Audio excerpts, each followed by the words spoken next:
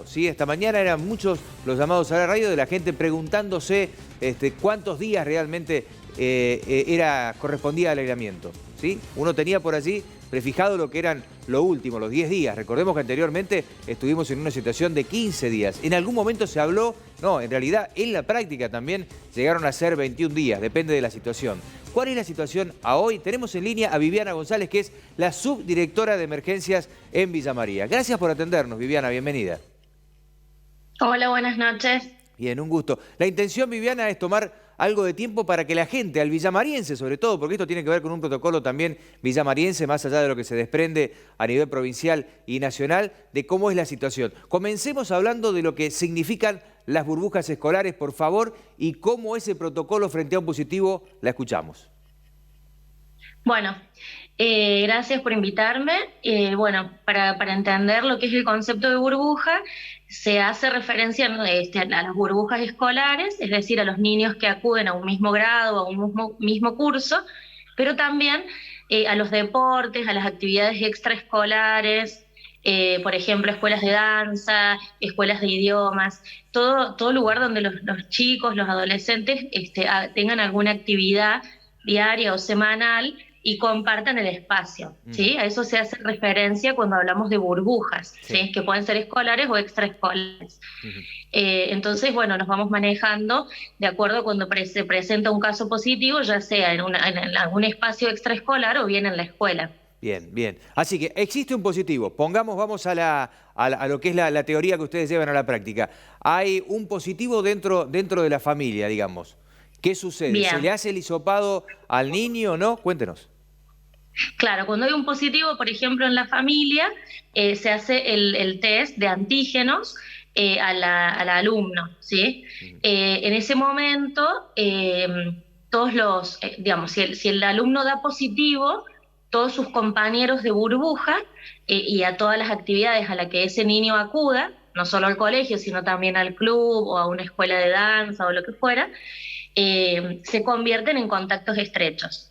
Esos contactos estrechos deben testearse, se realiza un primer testeo en ese momento y con ese primer testeo, siendo negativo ese test de antígeno, se libera a su familia, porque su familia se convierte en contacto de un contacto estrecho, ¿sí?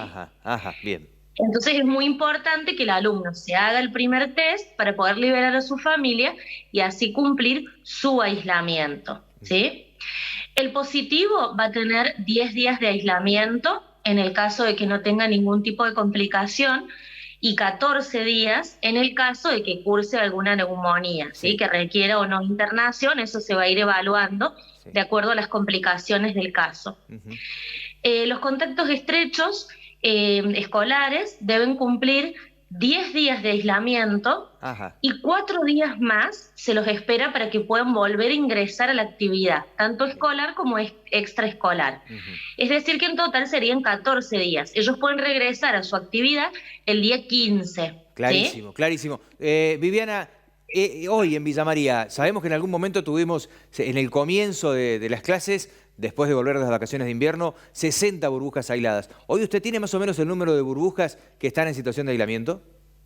85 aproximadamente.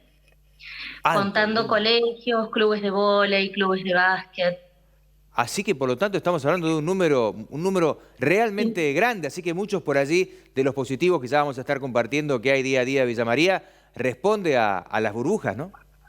Sí, estamos viendo contagios entre las mismas burbujas, es decir, sus compañeros que son contacto estrecho y vienen a hacerse el test, estamos viendo que dan positivos, sobre todo en el secundario, ¿sí? Sobre todo en la mayor cantidad de positivos contactos estrechos se dan en el secundario.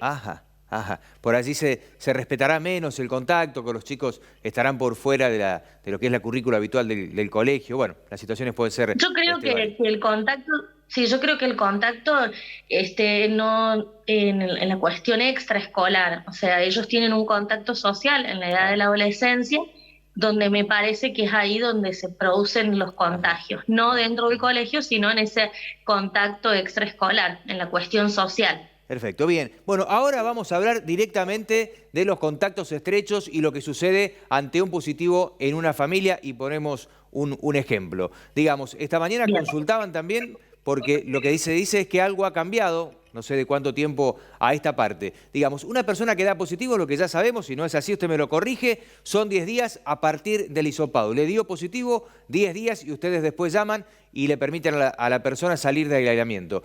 La persona que da, bueno, pongamos un ejemplo, una pareja, ¿sí? La mamá da positivo, los hijos y su pareja no, son todos negativos. Esta persona tiene que estar 10 días aislados. Son convivientes, están en una misma casa con el resguardo que se sabe, la limpieza necesaria, todo lo que ustedes le aconsejan para mantener a esta persona aislada. Pero a pesar de esto, ese contacto estrecho vinculante de alguien que vive con la persona que es positivo, ¿es real que tiene que pasar 4 días más luego de que la persona pasa los 10 días? Claro, porque el concepto de contacto estrecho conviviente se tiene en cuenta las 48 horas previas al diagnóstico, ¿sí?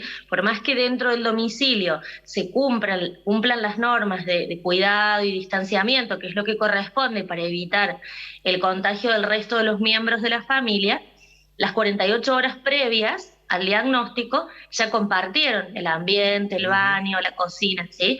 Entonces, al considerarse contacto estrecho conviviente, tiene que hacer 14 días de aislamiento. El protocolo dice 10 días más 4, ¿sí? ¿Cuál es el tema? Que si en esos 14 días otro miembro de la familia se hace positivo, por decir, bueno, vos me hiciste el ejemplo, mamá positiva, ponele que a los 10 días se hace positivo uno de los hijos. El resto de los convivientes negativos tiene que cumplir otros 14 días, ¿sí? ¿Por qué? Porque ha estado expuesto y sabemos que el virus puede positivizar en ese tiempo. Entonces la persona no puede salir de su aislamiento porque se corre el riesgo de que contagie. El último ejemplo que le pongo y la última consulta que le hago. Dos personas positivas, una pareja es positiva, ¿sí? Transcurren los 10 días de aislamiento necesario porque los dos tienen COVID. Uno en el transcurso lo hace de manera sintomática, pero sin una situación grave y conlleva a cumplir los 10 días. Usted bien me decía, si alguien tiene una neumonía, por ejemplo, bueno, va a tener que cumplir 14, 15 días, ya es otra realidad. La persona que pasa los 10 días, a pesar de que su pareja continúe en aislamiento porque tiene que cumplir más días porque se considera que todavía el virus puede contagiar, ¿esa persona puede salir de la casa y volver y convivir con la persona positiva? Sí, porque en realidad la extensión de los días de aislamiento de la persona que tiene una complicación se da más allá del contagio, sino de su estado físico, ¿sí? Ajá. Vos tenés en realidad el alta epidemiológica es lo que se da cuando la persona ya no contagia. Se sabe que si a los 10 días el virus no encuentra otro huésped, se muere, no va a seguir contagiando. Eso sería el alta epidemiológica. Pero otra cosa es el alta clínica, ¿sí? Que ese paciente esté en condiciones de reincorporarse, que esté en condiciones de volver a trabajar, teniendo en cuenta su estado, sus patologías previas.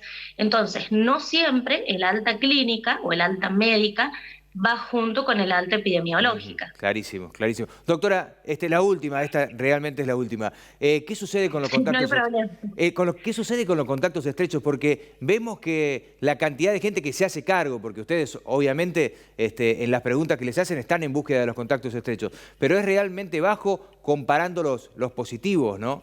¿Se hace difícil que la gente se haga cargo de que es contacto estrecho?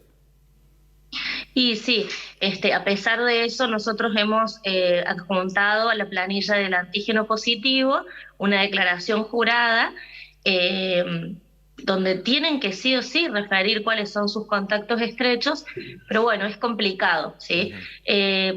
Por ahí hay situaciones en las que sí, se escribe quiénes son sus contactos estrechos, pero bueno, lamentablemente en la mayoría de los casos te dicen no estuve con nadie, vivo solo, vivo sola, y bueno, esto es lo que lamentablemente sigue propagando la enfermedad.